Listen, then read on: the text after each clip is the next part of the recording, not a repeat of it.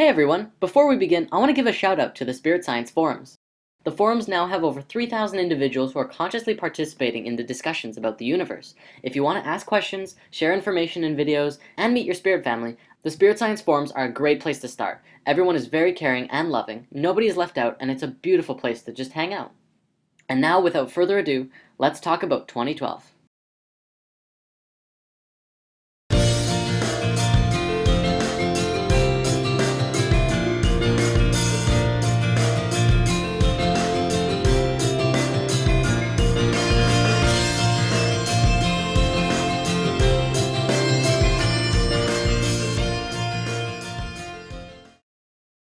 There can be no peace until we find peace within.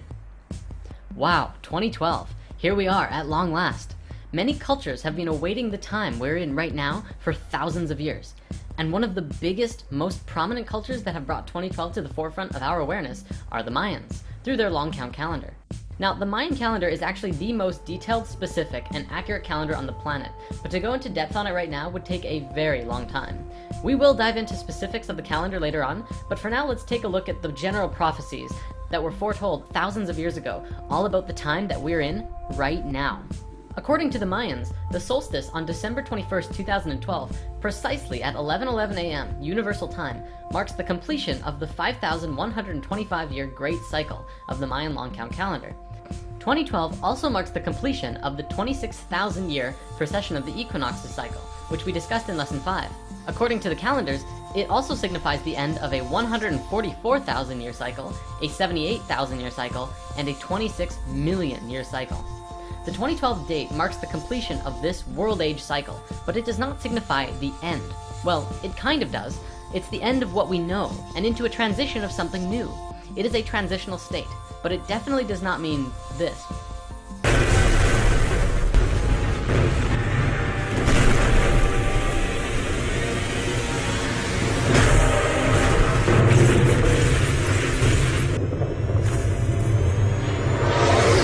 Although, because anything is possible, I won't say this isn't a possibility. Ultimately, we can't know what's going to happen, but we do have control over the potential of what we experience. We'll come back to that. We need to understand that the 2012 prophecies are signaling to us to wake up and realize that these times on Earth are very important. We are living in a landmark time in the history of this planet. We are collectively, as a species, approaching a crossroads that is calling out to us to participate in our fullest capacity. Let me show you a diagram to try and demonstrate just how important this is. First, this is how DNA works. See how you can basically map it out like a story? Here's the beginning, which could be seen as creation, or a start of a cycle. And then it moves outwards, expanding and moving into all potentials, until it reaches its peak in the middle. It stretches far out and then begins moving back towards the center, back to its source. But it will be a new space that it now exists in. Then it returns back to a center point, where it ends, or transitions, into a state where it expands out once more, continuing its infinite cycle of expansion and contraction. One could also say that it moves through the chakras, moving from a low frequency to an incredibly high frequency, where it will unite and transition out once more. Now think of the human species like this, and 2012 being that point of unity where everything comes together, right before starting off again and expanding out into something new and different. This is basically what's happening right now on Earth, but there's a catch. We have absolutely no idea how we're going to expand out, because there are so many potentials with what's happening on the planet right now. Let's go over a few of the basic ones. The first potential is that we all wake up and raise the vibrations of the entire species to a level of love, cooperation, and peace among all human beings. If this happens and 2012 comes to a close, then we may experience what many religions, prophecies, and ancient civilizations described as ascension. Everything is frequency, and supposedly the planet and everyone on it could experience a dimensional shift, where we move into a higher frequency where even more is possible than on this dimensional plane. We could then start building garden cities and utopias that work harmonically and in tune with nature and each other. Everyone could live in paradise, living from their heart in beauty and splendor. Although it may take a while to get there, by making the appropriate changes right now and setting those intentions, it becomes possible to create those realities sooner than later. A second potential could involve less of us waking up, and much of the world becoming even more intense than the book 1984. Now, there's already way too many beings of light all around the world who are now awake and moving forward on the path of healing themselves and the world around them. And if you're watching this, odds are you are too. So it's silly to think that the Earth could end up like Mars from self-destruction. Though we must be aware that there is still a control system in place, and we have to work with these frequencies in order to heal the planet. I don't think we have anything to worry about, though. Perhaps a third potential involves a combination of both. Maybe the beings who raise their own vibrations will move on to the next level of life, and begin working with the frequencies of the planet from a higher spectrum. Maybe then the beings who stick around on the lower frequencies end up slowly working together through the darkness and eventually raise up as well. Or even do something completely different, like merge their consciousness into technology like the Borg. I mean, I know our current technology isn't anywhere near there yet, but Earth doesn't have to die even if the people in the lower frequencies keep warring. They're just potentials, and hey, they're pretty fun to think about.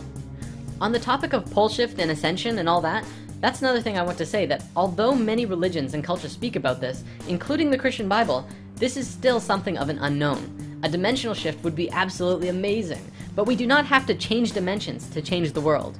We won't know it until it happens, if it happens. But if it does, it would be good to be prepared, right? We'll come back to this in a bit. Now, regardless of all of the potentials we can come up with, let's bring it back to this diagram.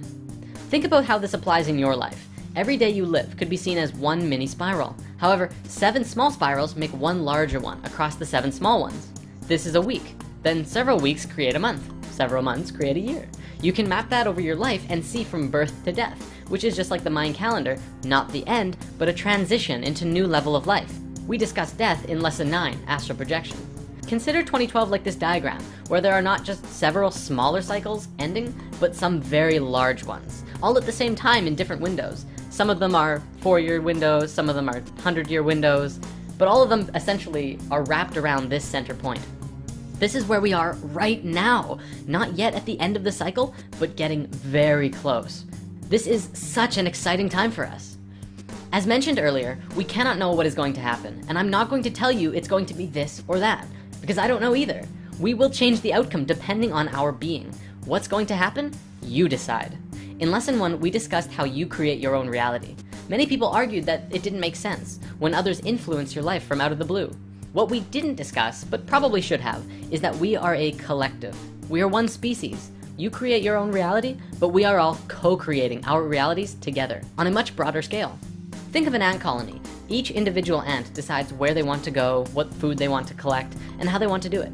But collectively, they are all working together to gather food for everyone, and do what is necessary for the group, whether it be digging tunnels or gathering leaves.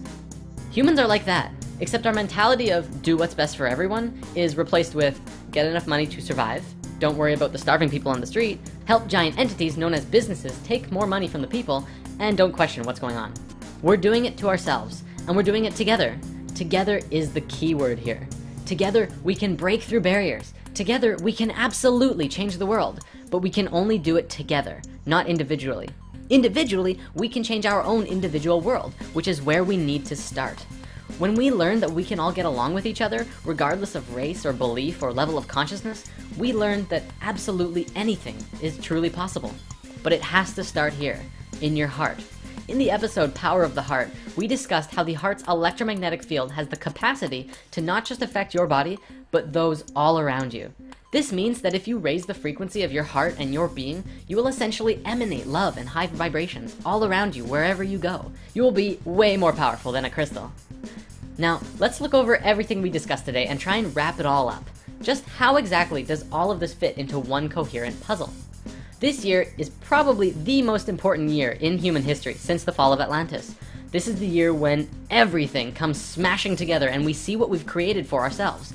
This giant web of a society that just doesn't work and only serves to put more people into poverty and chaos. What are we going to do about it, and how are we going to get there? Where do we want to go? I guess the biggest question is, how does one prepare? The answer lies within. If we are able to look within our hearts and find that love for everyone and everything, including ourselves, this transitional window that the Mayans predicted thousands of years ago will go by so smoothly. Through mass numbers of individuals doing just this, everyone will begin to treat each other better and begin working harmonically through a new state of understanding that we are all one being. Mother Earth is like an organism, just as we are, and we can all work together in harmony to create a beautiful utopia where we all live together in peace and harmony and abundance. This is the nature of the shift we are going through and experiencing today, and although we may be a long way away before living in a planet-wide utopia of peace, love, and abundance, today we are laying the foundations and groundwork for this new system. And as we discussed before, The foundation has to first begin within ourselves, wherein after we will translate that into everyday lives and manifest it into the physical reality we live in. Yes, there will still be war, and there still will be chaos. I'm not saying that will just disappear instantly, but we have to be able to move through that with the state of love and peace within our own hearts and bringing that to everyone around us. No matter what happens on this planet, no matter how good or bad things may seem, stay in your heart. Keep filling yourself up with love, even if there is none all around you. It is so important that we keep ourselves tuned to a high frequency. It will make all the difference. Control your emotions, live in the moment, and don't forget to have fun. There's a lot more we can go into, and we do look forward to breaking into more discussion on the forums, where there is a Shift of Ages discussion thread as well. Also, in Lesson 15, we talked about the heart and breath work. Well, I want to give a shout out to our friend Guru Yotam, who has provided a beautiful video teaching all about breath. Go and check it out and send him some love. If you like the video, he may just make some more. Namaste, everyone.